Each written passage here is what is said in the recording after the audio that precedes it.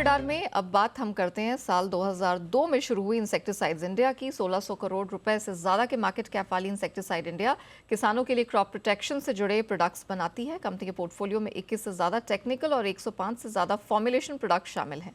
आज कंपनी के मैनेजमेंट से हम मौजूदा डिमांड ट्रेंड और नए प्रोडक्ट्स पर बात करेंगे, एक्सपेंशन प्लान, ग्रोथ आउटलुक को भी समझेंगे। तो चलिए जोड़ते हैं हमारे साथ कंपनी के एमडी राजेश अग्रवाल जी इस समय हमारे साथ जुड़ चुके हैं। Mister Agrawal sir, good afternoon, बहुत स्वागत है आपका। सबसे पहले तो जहां तक डिमांड के पर्सपेक्टिव से हम इस साल का सिनेरियो समझना चाहेंगे, क्योंकि आईएमडी भारतीय मौसम विभाग ऑलरेडी कह चुका है कि इस साल एक सामान्य से बेहतर मॉनसून देखने को मिलेगा। आप कैसी डिमांड इस मॉनसून में देख रहे हैं और कैसा इम्पैक्ट, हम ये भी आपसे समझना चाहेंगे कि जिस तरह से चाइनीज इन्वेंट्री की मॉनसून में डंपिंग बड़ी देखने को मिलती है, उसका क्या इम्पैक्ट रहेगा, इफेक्ट रहेगा, ये भी बताइए। देखिए, अभी जो रुख है एग्रीकल्चर में वो बहुत पॉजिटिव है।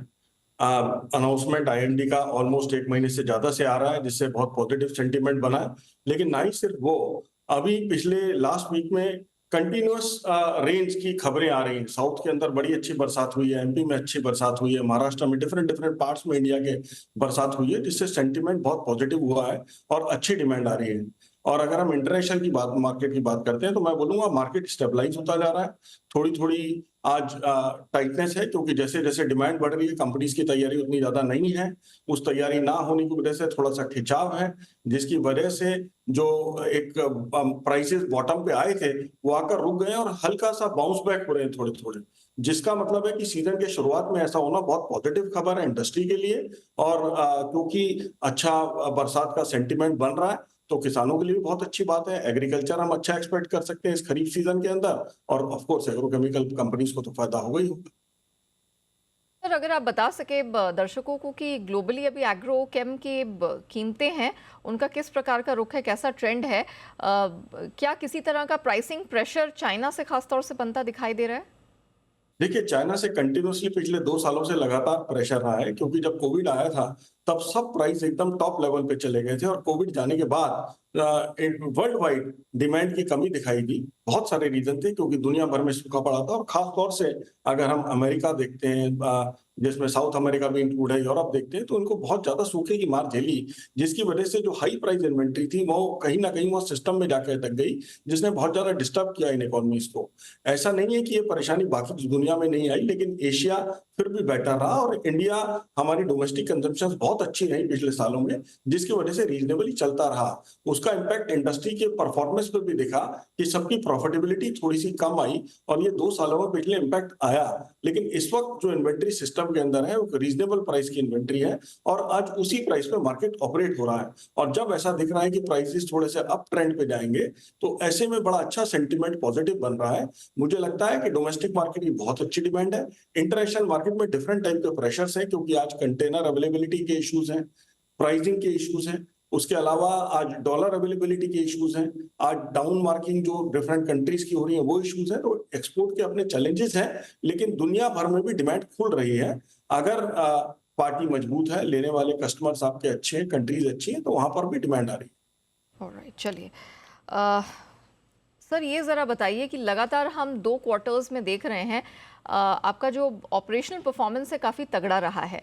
क्या हाइलाइट्स रहे हैं इस तरह के स्ट्रॉन्ग प्रदर्शन के लिए, और साथ में हम ये भी जानना चाहेंगे कि कब तक टॉप लाइन में आप ग्रोथ एक्सपेक्ट कर रहे हैं? देखिए, हम लोग लगातार नए प्रोडक्ट्स लॉन्च कर रहे हैं, क्योंकि हमारी कोशिश है कि हम अपनी जो प्रोडक्ट रेंज है उसका थोड़ा प्रीमियमाइजेशन करें, जिसके लिए हम लगातार, हम जिनको महारत्ना प्रोडक्ट बोलते हैं, जो नई टेक्नोलॉजीज है, क्योंकि मेरी कोशिश ये रहती है कि हमारे भारतीय किसान को जो लेटेस्ट टेक्नोलॉजी है वो उसकी पहुंच में मिले। उसको हम कई बार कोलैबोरेशंस के माध्यम से लाते हैं अपने पार्टनर्स के थ्रू, जैसे निसान खासतौर पे हमारा बहुत इंपॉर्टेंट पार्टनर है, जापान। उसी तरीके से ओईटी एग्रो कंपनी जापान हमारा बहुत इंपॉर्टेंट पार्टनर है। तो इन पार्टनर्स के साथ हम काम करते हैं। उसके अलावा हम अपने आर&डी सेंटर से भी काम करके इन प्रोडक्ट्स को लाने की कोशिश करते हैं। दो दो टाइप की कोशिश है कि पेटेंटेड टेक्नोलॉजी पार्टनर्स के द्वारा हम इंडिया में लॉन्च करें, जिससे कि हमारे किसानों को मिले।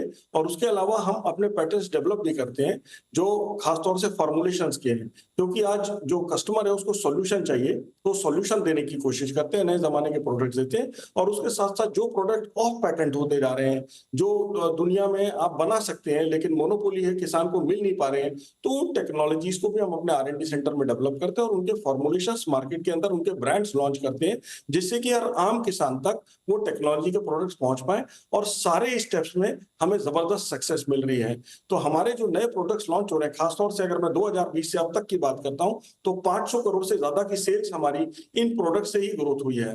तो कंपनी का विजन भी है कि हमें नए प्रोडक्ट्स को मार्केट में उतारना है, और मार्केट भी बहुत अच्छे से इसमें सपोर्ट कर रहा है, चाहे वो नेटवर्क है, चाहे वो कंज्यूमर है, दोनों की तरफ से बहुत अच्छी सपोर्ट है और किसान बहुत अच्छा सराह रहे हैं और इन प्रोडक्ट से भरपूर फायदा उठा रहे हैं। ने अपनी कॉन्कॉल में मेंशन किया था कि आपकी जो रणनीति है वो वॉल्यूम पे फोकस नहीं करेगी, आप वैल्यू एडेड सेल्स पर फोकस करेंगे। सर, ये थोड़ा हमारे दर्शकों को समझाएंगे कि एग्जैक्टली इसका मतलब क्या है। और वित्त वर्ष 2024 में, बीते वित्त वर्ष में वॉल्यूम ग्रोथ 9% की दिखी थी, तो गोइंग फॉरवर्ड इस वित्त वर्ष में कैसी वॉल्यूम ग्रोथ देख रहे हैं? अभी प्राइसेस में थोड़ा डाउनफॉल है, जिसकी वजह से अगर मुझे ग्रो करना है तो वॉल्यूम ग्रोथ करना ही पड़ेगा। तो ऐसा मैं नहीं कहूंगा कि वॉल्यूम ग्रोथ नहीं होगा। लास्ट ईयर भी 9% की वैल्यू ग्रोथ थी, वॉल्यूम ग्रोथ मैं समझता हूं उससे लगभग डबल थी। तो लेकिन किस प्रोडक्ट्स को बेचना है, कौन से प्रोडक्ट्स को मार्केट में लेके जाना है, क्योंकि चाइना का जो बहुत बड़ा दबाव दिखा या इंटरनेशनल मार्केट का दबाव दिखा, वो ओल्ड जेनेरिक प्रोडक्ट्स पर दिखा। उन जेनेरिक प्रोडक्ट्स में कहीं कहीं पे से हमने उनको बनाना बंद कर दिया और हमने स्ट्रेटेजिकली जो नए सॉल्यूशंस हैं उनको मार्केट में देने की कोशिश की, जिससे कि हम वैल्यू ऐड कर सके, वैल्यू एडेड प्रोडक्ट हम कस्टमर को भी दिखा सके, उसको फायदा भी दिखा सके। तो उस बात को ध्यान में रखते हुए हमने नई नई चीजों को मार्केट में उतारना शुरू कर दिया है, जो कि कंज्यूमर को ज्यादा फ्रेंडलियर हो, उसको बेनिफिट ज्यादा मिले और एक रीजनेबल स्प्रे करके या रीजनेबल कॉस्ट पे उसको एडवांटेज ज्यादा दिखा सके। तो इसके लिए हम किसान के साथ लगातार काम कर रहे हैं और इन प्रोडक्ट्स को मार्केट के अंदर पहुंचा रहे हैं। तो मैं समझता हूं कि हम लोग लगातार ग्रो करते रहेंगे, लगातार प्रोडक्ट्स को लॉन्च करते रहेंगे। इस जून महीने में भी हमारे कम से कम 3 लॉन्चेस निश्चित हैं और मैं समझता हूं कि तीनों ही प्रोडक्ट्स हम मार्केट में उतार देंगे। और जिस तरीके का नेटवर्क से रिस्पॉन्स मिल रहा है, तो ऑलरेडी बाजार में एंग्जाइटी बहुत ज्यादा है। किसानों के साथ भी हमने काम करना शुरू कर दिया, उनकी तरफ से डिमांड है। मुझे लगता है कि मार्केट में जाते ही ये तीनों प्रोडक्ट्स हिट हो जाएंगे और बड़े अच्छे से हमारे जो ग्रोथ है इसके अंदर सपोर्ट करेंगे। लास्ट ईयर हमने जो प्रोडक्ट्स लॉन्च किए थे, उन्होंने भी करीबन 50 करोड़ का हमें सेल में सहयोग दिया था। छोटे प्रोडक्ट्स थे और सीजन के एंड में इंट्रोड्यूस हुए थे। मैं समझता हूं कि इस साल उनकी भी सेल्स को हम डबल करेंगे और उनके अलावा जो नए प्रोडक्ट्स लॉन्च करने वाले हैं, ये भी हमारी सेल्स के अंदर ग्रोथ देंगे। और जो पिछले 4-5 साल में ब्रांड्स बने हैं, जो नए प्रोडक्ट्स लॉन्च किए, ये सभी के अंदर ग्रोथ आएगा। तो ये साल मैं समझता हूँ 24 जो साल है, ये वैल्यू ग्रोथ और वॉल्यूम ग्रोथ दोनों का रहेगा। हालांकि हम वैल्यू को ज्यादा कैप्चर करने की कोशिश करेंगे, बहुत ज्यादा वॉल्यूम की तरफ भागेंगे नहीं स्ट्रेटेजिकली, लेकिन फिर भी जिस तरीके का माहौल दिख रहा है, तो मैं बहुत पॉजिटिव हूँ डोमेस्टिक डिमांड को लेकर खासतौर। सर, आपने कहा कि यहाँ पर वैल्यू एडेड प्रोडक्ट्स पर आप फोकस करेंगे, सेल्स आपको बेहतर होती दिख रही है। सर, सेगमेंटल परफॉर्मेंस पर बात करना चाहेंगे। कौन सा सेगमेंट है जो आपको लगता है कि इस वित्त वर्ष में बेहतर प्रदर्शन दिखाएगा, इंसेक्टिसाइड, हर्बिसाइड या फंजिसाइड? देखिए, हर्बिसाइड वर्ल्ड वाइड बहुत ज्यादा बिकते हैं और इंडिया के अंदर जिस तरीके से मैन पावर की प्राइस बढ़ रही है और इसकी कमी आ रही है, तो यहाँ पर भी जो किसानों का रुझान है हर्बिसाइड्स की तरफ काफी बढ़ता हुआ हमने देखा है। और हमारी भी कोशिश है कि इंडिया ट्रेडिशनल इंसेक्टिसाइड मार्केट रहा है।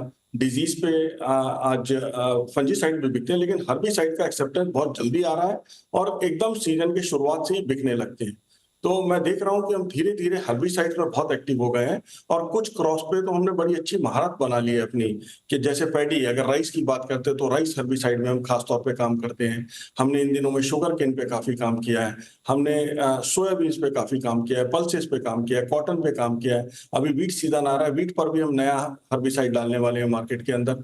तो हमारी कोशिश है कि मुझे लगता है कि हर्बिसाइड का एक बहुत ज्यादा ग्रोइंग मार्केट है।